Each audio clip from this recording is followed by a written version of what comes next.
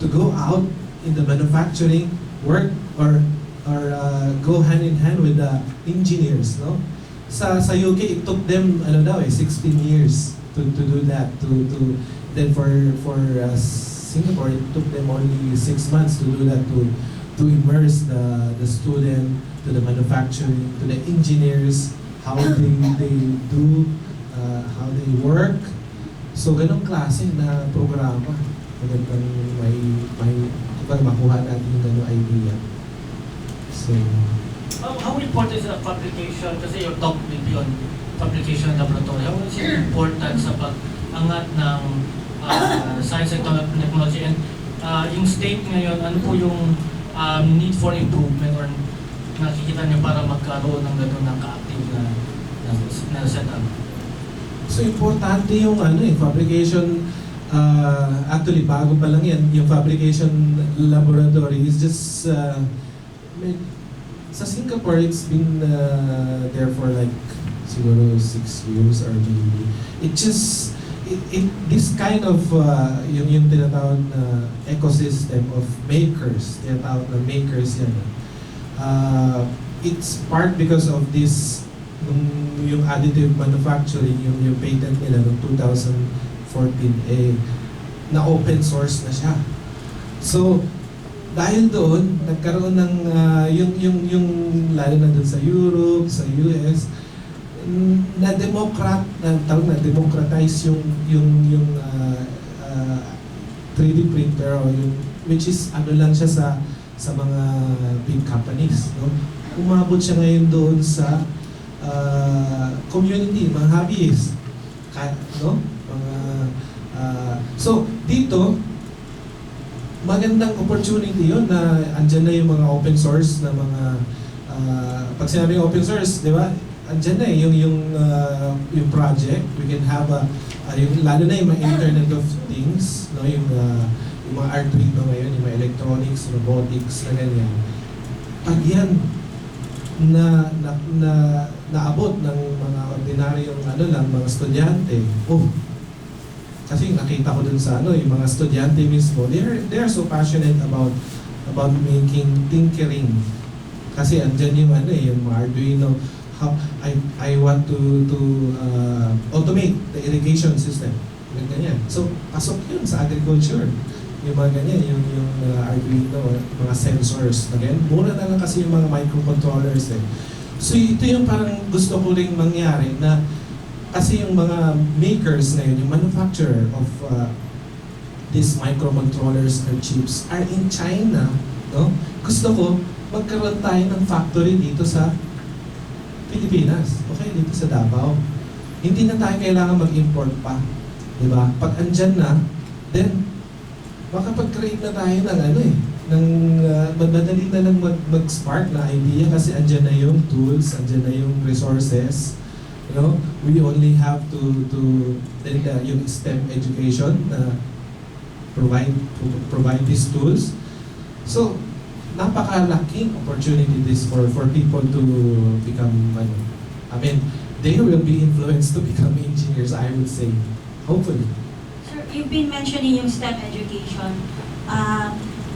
Do you think that yung bago nating sistema ngayon, yung K-12, which doon na-insert yung STEM education natin, do you think it will pave the way for our students to become more interested in science and technology para at least we can be at par, if not malapit na sa technology ng Singapore? Malayo pa. Hindi, yung inaano ko pala yung K kasi bago pa lang inaano ko. Pero yung pagkakaalam ko doon sa K is that yung K-11 and K-12, diba, nadagdag, diba? Ang pagkakaalam ko lang is that yung mga programa ay galing daw sa TESDA, correct me if I'm wrong, no? But anyway, yung question, this will be a good platform for the new education, no? Tama, yung STEM education sa K-11 and K-12.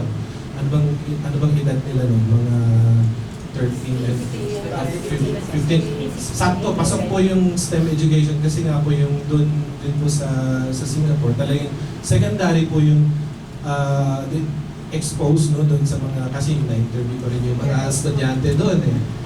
Yun din po yung mga age nila, no? Sa mga, actually third year high school, second year high school, nag-ano na sila, oh, immerse na sila sa ganung programa about this tech stuff, no? Yung mga, even yung mga virtual reality stuff. So yung mga drones, yan, mag-create ng mga drones, magandang opportunity rin po yun. So, hopefully po, talagang matulungan natin yung programa ng educations, ma-implement yung STEM, makopya ng konti yung doon sa Singapore, di ba? So, why not? Sir, you said you've been working sa Singapore for several years na as, ano po, mechanic? Sa design po, sa Design. manufacturing design. Are you coming back to the Philippines? I'm here now in the Philippines. You're based in the Philippines, sir? Actually, babalik pa po ako ng Singapore this end of the month. So, just, to be honest, I'm a permanent resident there. Yeah. So, it's not a problem. I can go back there, but I'll be also spending more time here in because I want to help. Sabi ko, di ba, the advocacy. So, I'm inspired with Digong.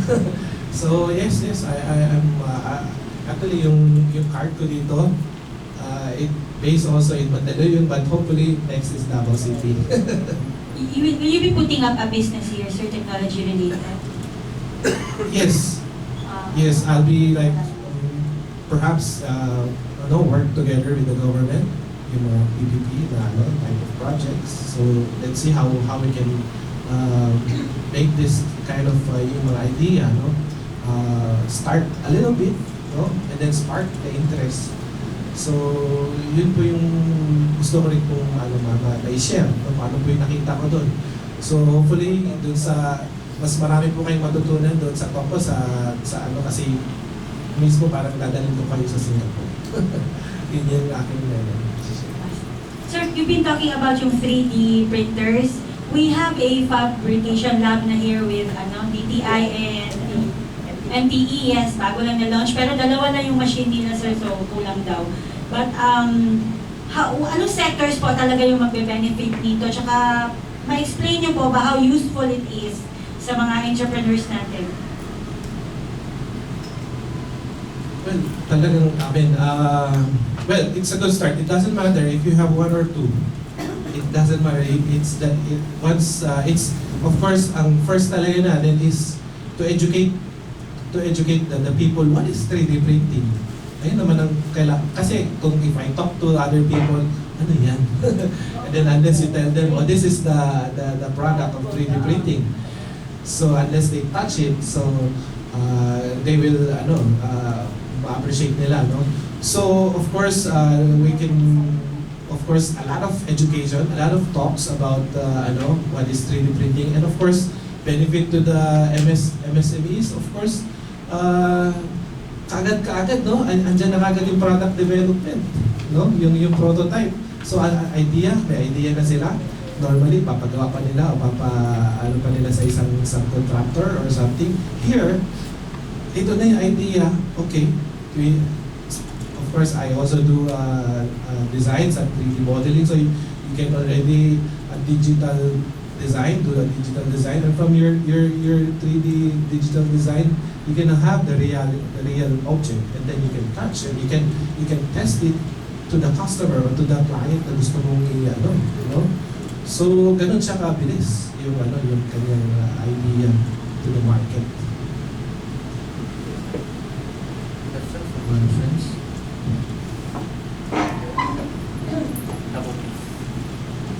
Hello po. My question is for Ma'am Domingo. Ma'am, you mentioned a while ago that there would be more resources for the countryside or for regional offices now that Duterte is president. I understand, ma'am, that there are several undergraduate degree scholarships already being funded by the UST. How about po yung support for the graduate degree students? They also have very high potential of coming up with innovations in science and technology. I understand it po kasi that there's the UST RDT already, but in Mindanao, only one school, and that's MSU in Iligan. How about po in regional? Actually, incidentally, first day na nandito si Secretary, we went to the University of Southeastern Philippines because we are considering the university to be the host ng graduate scholarships for graduate students. So, yun po. So, ongoing po yung talks on that, pero USEP is being as host or recipient of yung scholarship program. May details po ba? Wala pa po. Wala pa po. Pero basta pin-firm up na yung agreement and then we are positive na magkakaroon tayo. Thank you, ma'am. I have a second question for Engineer Castañeda. Sir, yung purchase po nung 3D printers, it's a considerable investment po, di ba? Hindi naman. Actually, it's yung actually nabili kong is less than $500 lang yung aking 3D printer. Actually, I'm also a dealer of Wang Hao. It's in China, but there are also open source 3D printer na pwede nating we can create, no? I mean, just yung mga tools lang nung 3D printer, yung mga servo motors, and then you just order. And then, paano ba paggawa ng 3D printer? Ganun, open source. But of course, yung sa mga tamad, pwede naman silang less than $500. Sir, marami pa nabubuo tayong makonsider na 3D printing experts in the Philippines. And if hindi po gaano, I see that you're CEO of 3D Tayo po. Do you offer also services to help those regions na they don't have enough experts of 3D printing? I would love to help them. That's why I'm here. So, of course, dun sa kasi sa base sa Mandaluyong, meron din po mga ilan dun ako makilala rin. Meron nga doon, gumagawa talaga siya ng not only 3D printer but CNC routers, no, sa Antipolo, Auto 3XD, and then mga ilan. Hindi pa ganun kasing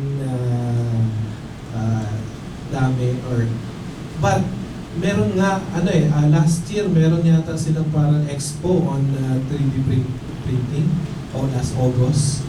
So I was here in Davao at that time. So I was I'm interested na doon sa event na yun, but slowly meron ding cloud-based na yung parang shapeways na dating ang pangalan doon based din sa Manila. So of course andun siyempre Manila, dito tayo sa Davao, wala pa masyado. So yeah. So mas maganda nga marami. Mas maganda may share tong ganitong ganitong technology kasi naman to open source naman to nasa open source tayo ngayon era, no? So it's wala na yung parang ako yung naka-invento or ayan, it's an open sharing na tayo ngayon. Sinasabi ni Sir Jerome, share.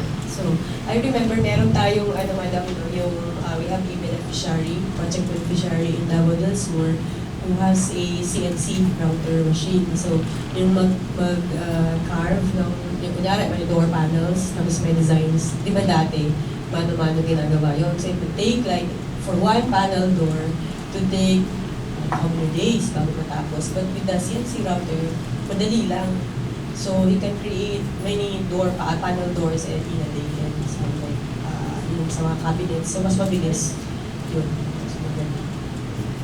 Okay, to Sir Alalim, Sir Asuma. Kasi sabi I think one of the first instructions ni President Duterte was yung processing ng mga license, yung mga red tape, to cut the red tape, ayaw niya yung maghintay yung mga tao ng ilang araw para lang mag-linya. And he said na, di ba may computers kayo gamitin nyo? So, I think he was referring to using ICT to cut down on red tape and other bureaucratic processes. Meron po, ano po programa ni ICT para sa mga yung mga ganito, para maputo yung mga ganitong sistema, ma-expedite yung mga pag-process ng mga licenses and other documents? Actually, kung matanda niyo, mayroon tayong sinasabing e-group fund, diba? Na pwede po yan pagkukunan ng mga local government units na digitalize nila yung mga processes nila. Even sa mga payments na digitalize na. So, mayroong mga iba na just do not know kung bakit ayaw nilang iwanan yung old ways. Dito rin sa sinasabi mo na mga proseso na gagamitin mo yung IT, technology. Tama po yun, depende po yan sa mga opisina kung i-adapt nila ito para mapabilis yung servisyo nila. Halimbawa po ito si ma'am, third level position siya. Magka-clearance ka lang, kakailanganin ng Office of the President, di ba?